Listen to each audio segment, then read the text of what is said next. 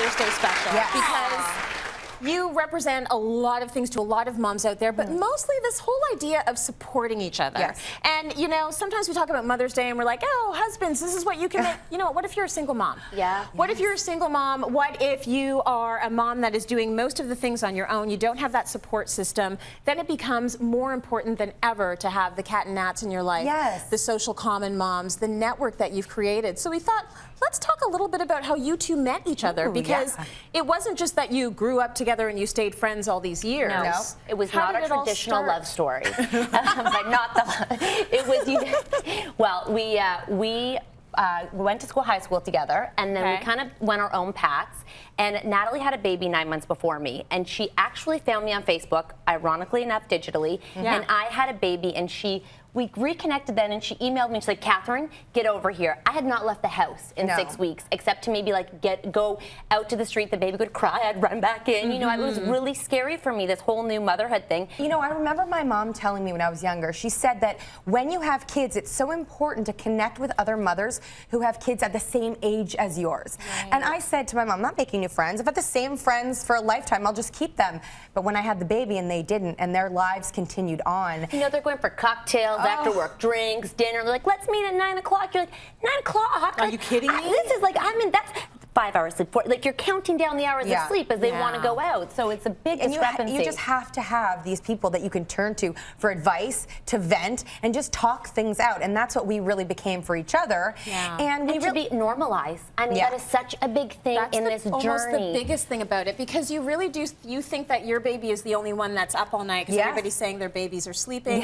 And that was actually the reason why it didn't work out for me when I joined a mommy group. Mom groups serve a purpose for the people who connect with them, and there's great neighborhood ones, community ones, online ones. I think that wherever you are, there is so many supports now in terms of groups and online communities. We get emails, I'm not kidding you, daily being like, thank you for posting that. It's not even about going somewhere to join something. You know, some people with children who have maybe have a disability or have challenges where they can't get out of the house, but they're still moms with everyday challenges. And that's need someone to talk to. Great about social media. 24/7, there's a mom out there having an experience just like yours, and usually through our experience, they're willing to share and open up a dialogue and a conversation. Just speaking of support and having this community that's at your fingertips digitally, which is an amazing thing. Things have changed a lot since 8 years ago when I had my first. I was blogging at the time for Breakfast Television and the morning show here. And I had my first Mother's Day, which was my worst Mother's Day. Completely depressed. I wanted it to be this amazing moment because I had my first baby. All I wanted to do was sleep. We romanticized it, right? I was distraught. I was overwhelmed. I lied. I put up this blog post saying, I'm finally a mother and it's Mother's Day and this is beautiful and blah, blah, blah.